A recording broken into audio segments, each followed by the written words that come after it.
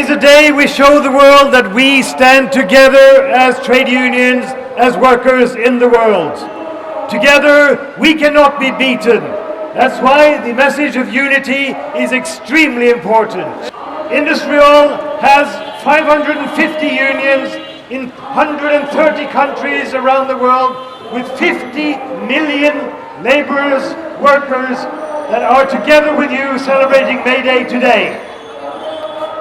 All of the 50 million will always be in solidarity with the working class of Bangladesh.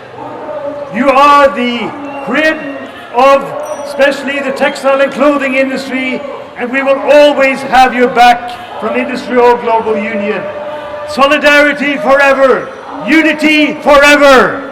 পয়লা মে জাতীয় শ্রমিক দিবসে রাজধানীর press club থেকে কিন্তু শ্রমিকদের পাশে এসে দাঁড়িয়েছেন কিন্তু বিদেশি যে নাগরিকরা রয়েছে সেই নাগরিকরাও কিন্তু এই মুহূর্তে কিন্তু এখানে এসেছেন। আমরা আপনাদেরকে দেখানোর চেষ্টা করছি বাংলাদেশের